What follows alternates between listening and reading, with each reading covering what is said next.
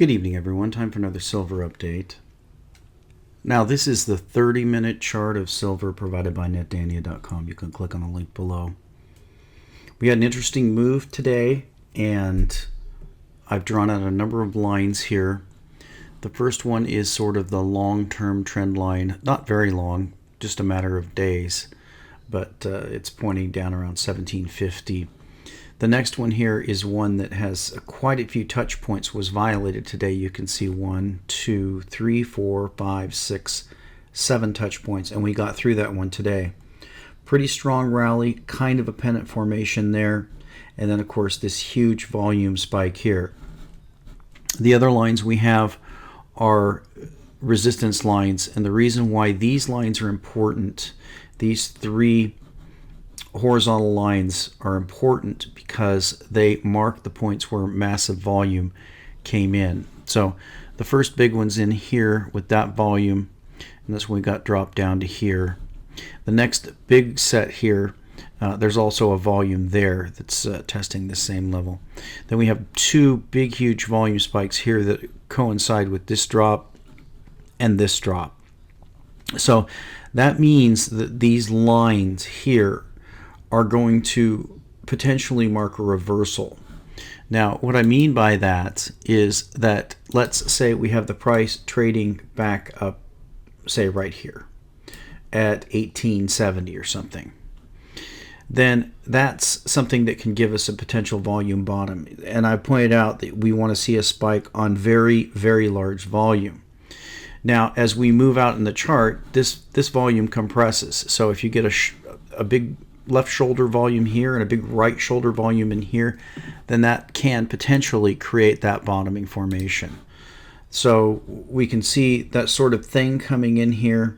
If we can ignore the volume that's back there and just stay with this volume here, then you can see how it is potentially a volume spike bottom. We need to actually move out probably to the weekly to see how much that could be the case. So that's what we could be looking at here, a possible bottom. And it's hard for us to see the old one that was back in 2008 because the volume has increased so dramatically since then that it's just off the charts. We can't really tell. But so those are the lines that we're looking at real carefully. It's going to be the 1850 price. That 1850 price is going to be the ultimate target of a confirmation that some short-term bottom is in, because all of the damage will be repaired, whereas all of that volume will be there. That means there will be a lot of paper longs hanging on for the ride at that point. But the next point of confirmation is a big resistance line right here at 1740, and you can see we're stumbling as we get to that. Even though we've taken out this downtrend line, we're stumbling as we get to that. The other downtrend line here is at 1750, and we have another resistance line here about 1785. So a lot of lines we're going to be watching. If we get something like this through all of them, then I think that's going to be a confirmation that all this volume is now put in a bottom. So let's get over to the story. I wanted to look at this national debt. Now, I told you that I was going to come and look at the national debt after we got through the fiscal year. And I've noticed a couple of other people who are doing this now, who are actually looking at these numbers, and I'm glad. It doesn't bother me at all to see people copy me. I'm glad to see the facts are coming out. So let's do that typical thing that we do, is take a year ago to the day, as close as we can, because they don't match up exactly, but roughly the 4th of October 2013, you can see there we are at $16.747 trillion. And you can see that that one actually lasted quite a while until we had that debt vote. So this could actually get much worse if this number stays the same and we keep going up. 16,747, and then we need to subtract that from 17,858. So you can see we're looking at 1.11. We're looking at over $1.1 trillion is the current deficit. And that's not something that you hear in the news. And we're going to see that when we get over to this claim that Obama has made, that he's cut the deficit in half. But before we do that, let me show you that how ridiculous and absurd this whole situation is, that it's all just a game. It's a charade. And let's take a look here at this news article. Feds spend $500,000 to study why obese girls have a hard time getting dates. No, I'm not making this up. The federal government is spending nearly $500,000 to find out why obese teenage girls have a hard time getting dates. The National Institute of Health awarded $466,000 grant last week for this study, which will examine whether social skills have an impact on why obese girls have fewer dating experiences than their less obese counterparts. I'm not even going to bother reading this drivel. So if you think that these people are even a fraction of being serious about cutting government spending, you're insane. These people have no intention whatsoever of cutting the growth of government. Like I've said so many times, they intend to run this thing right off the tracks. They're not even going to slow down. But what they're going to do is they're going to lie and obfuscate. So this story demonstrates that probably better than anything else. This is from PolitiFact, Wisconsin, and this is actually a site. I don't know if this is some left-wing site or not, but apparently they have a truthometer, which is about as valuable as Snopes or Wikipedia. I mean, that people could actually think that there are neutral sources on these things, and that's something that I'll call them the lunatic left.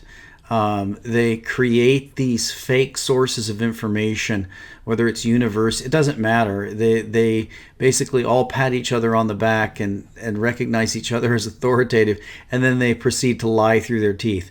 And that's exactly what they're doing here. So let's look at this. This is how Obama claims that he's cut the national deficit in half, which we know is just an outright lie. But how do they do this? So let's examine and see how they do it. This is how the left is going to spin this. Now, this is new. This isn't old. In 2012, this is actually a new article, September 15th, 2014. In 2012, PolitiFact twice rated true claims by President Barack Obama failed to keep a promise to cut federal deficits in half by the end of his first term.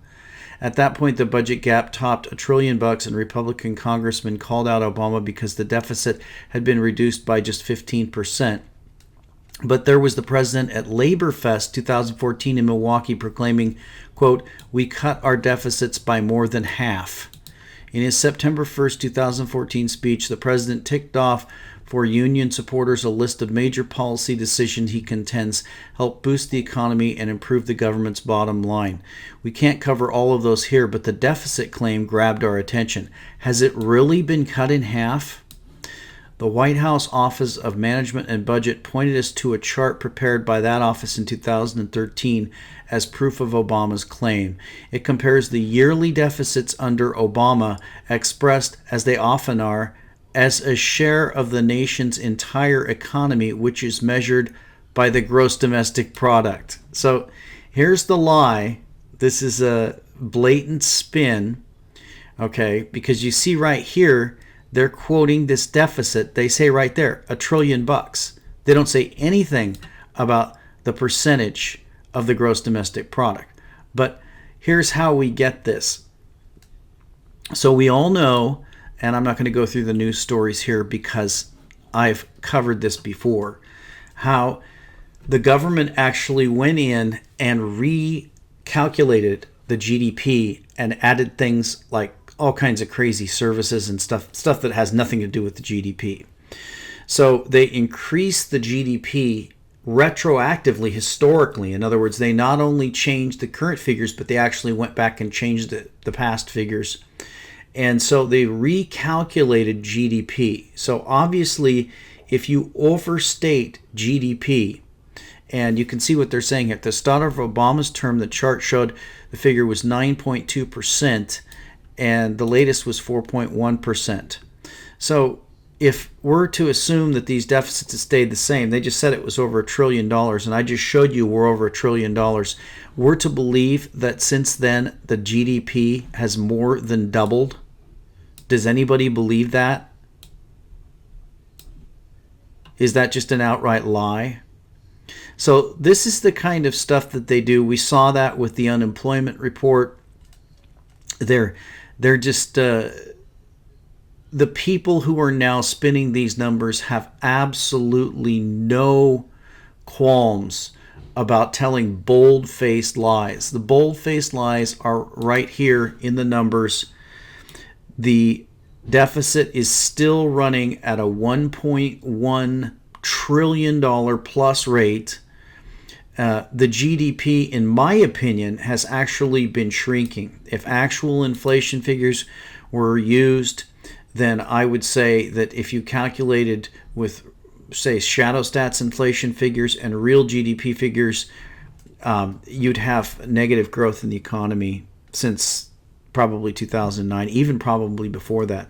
But again, these people have no qualms now about lying. They're pathological liars, and of course they're lunatics as well. The fact that we could be at $1.1 trillion in debt on a yearly basis, on deficit, going into debt, deeper into debt, $1.1 trillion each year, still going into debt at that rate.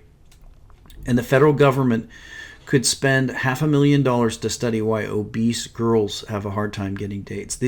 These are the types of liars and lunatics that are running the government. There's nothing you can say about it.